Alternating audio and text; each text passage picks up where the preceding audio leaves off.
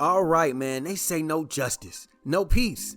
Well, hopefully the family of Tan the God can actually find some peace today as her killer is been arrested. It turns out that her killer, convicted felon, and from what I'm hearing was only out for a week, and he had some weird charges. Why is he around? His name was Dominique Antoine Gates, 30 years old, of Oakland, and apparently he's a rapper who goes by the name of BNC Fornero. Man, it turns out the only place he's gonna be rapping at from now is a fist to his chest, a knuckle to the table, beatboxing over a 5-minute chow in the chow hall in the morning. Now, this story has gotten pretty eerie. It's gotten pretty weird because I'm not sure what the real story is behind this. Now, I see that Tan the God is being reported that her name is Eliana Green, but when I did some deep diving, it turns out that that may not be her name. I mean, I was looking up Eliana Green mugshots, Oakland. I'm looking for the story of her killing and unaliving her boyfriend, and I can't find it anywhere.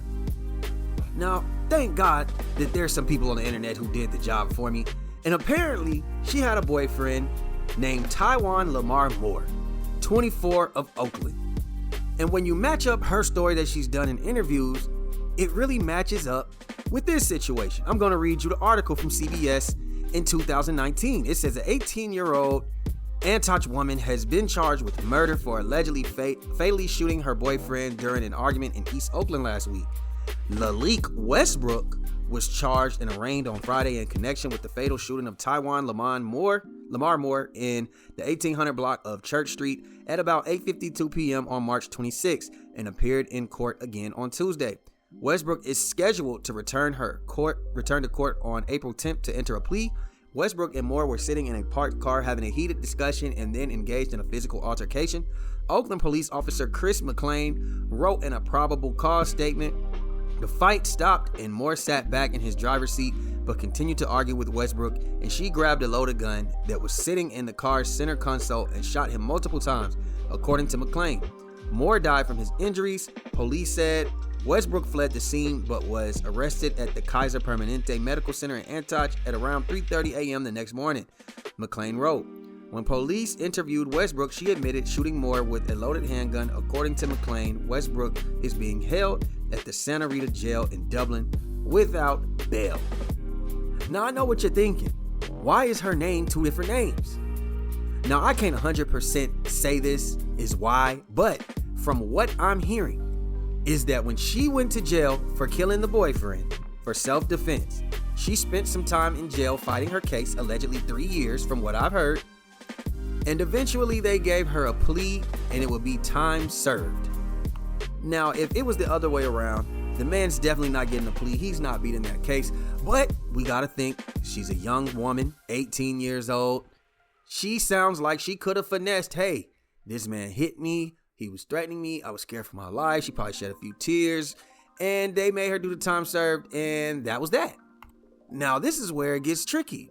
They saying that they even felt so much sympathy for her, and there was so much fear for her life, that they even put her in protective custody upon her release. And it may be some truth to that, because when I look up her old name, Lalique Westbrook, I don't see anything. I literally don't see nothing pop up besides the article.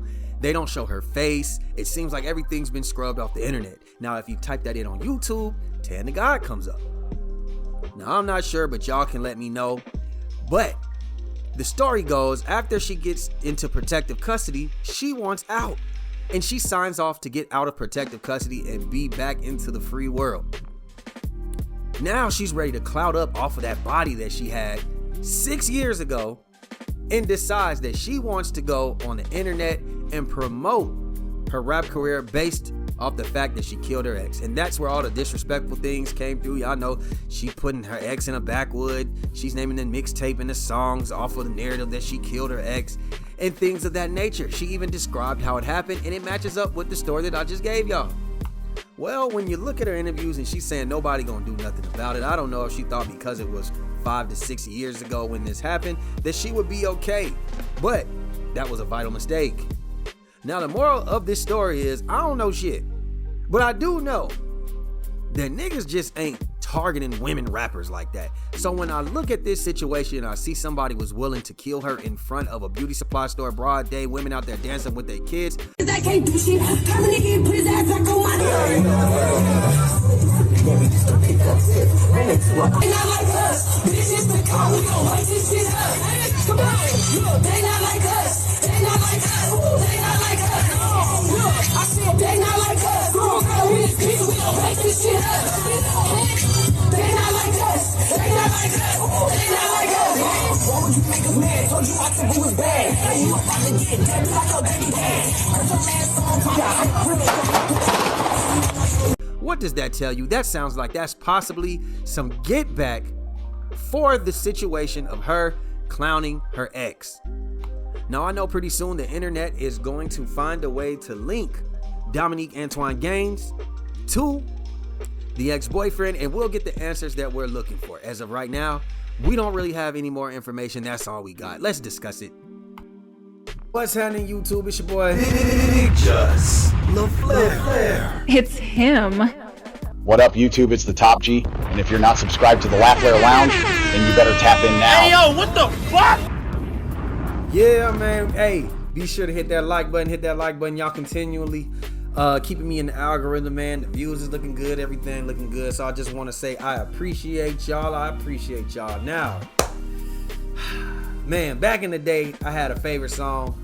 It was a local song here in Atlanta, man, by a rapper named Maceo, man. Shout out to the Free Band Gang. The song was called Ho Sit Down. And it was about women who decide to turn up in the club like men. We used to get crunk back in the day, jump up and down, pushing, doing men shit. And here comes always was one girl trying to get in the mix. Always trying to get in the mix. One of the things he said, what he said, one thing I can't stand is a fucking wild hoe. Yeah. And I'm only saying that because this is the same situation with Tan the God. She was a woman playing a man's game. She tried to be a big boy and she got big boy result. You see, I actually think, Tan the God, you would have been a great marketer, right? You probably could sell people shit.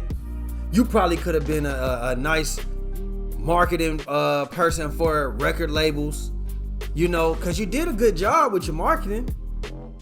You did a great job with your marketing. The problem is you didn't have the street ties to justify your marketing.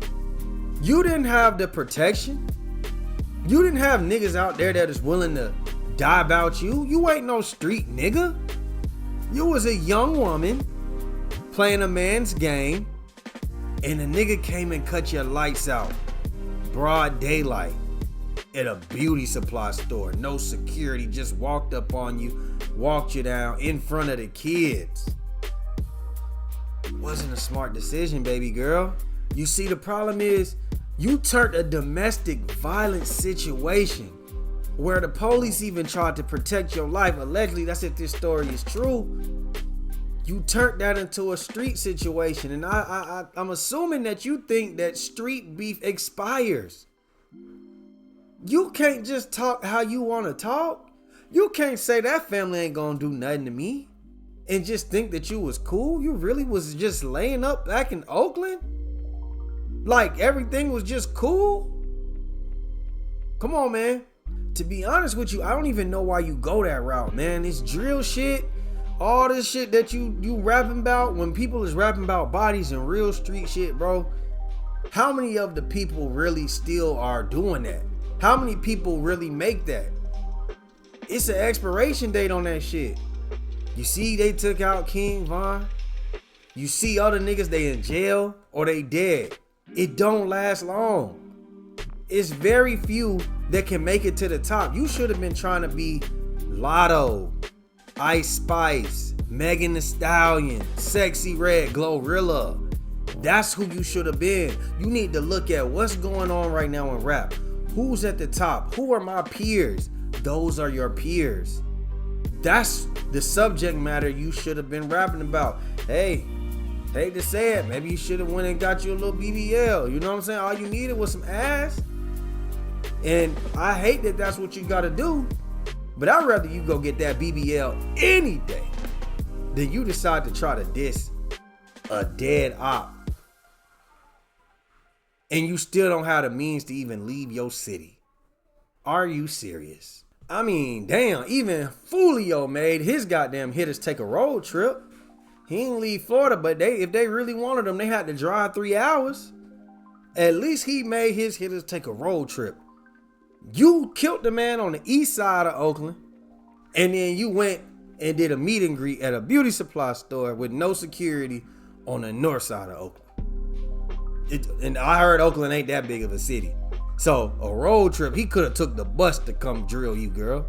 And you know, Dominique, he never getting out. Most likely he's never getting out. And to be honest with you, I don't think he give a damn. It's some people, revenge is that sweet to where they just willing to throw their life away. I seen somebody say that he was out of jail for 1 week. Do you think that he really gave a damn? They said he had a weird case, some type of sexual, I don't know if it was like trafficking or sexual abuse, something with kids, and them people let that man out of jail. That boy was probably doing push-ups in a cell watching your videos, and I don't know what his relations was to the other guy, to Taiwan, but possibly he had a good connection, and he was probably just waiting for you to pop out. He was baking that cake. You see, some people, they willing to wait, and when they find you, they gonna press that button, and you just there running your mouth, just a yapping away. You got props, you naming your mixtapes after him.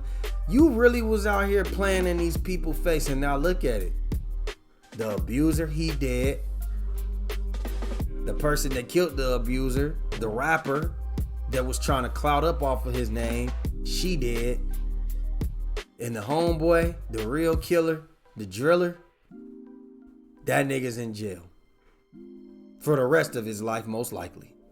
So I'm gonna just conclude that to all the women, men, whoever's trying to get in the rap game, y'all seriously need to consider what y'all want to rap about. How are you gonna get to the top? Drilling, killing, rapping about real life street shit, even fake street shit can get you in a pickle because people want to try you when you get out there on that road. They want to see if you really about what you about. Y'all gotta think this through. Believe in yourself.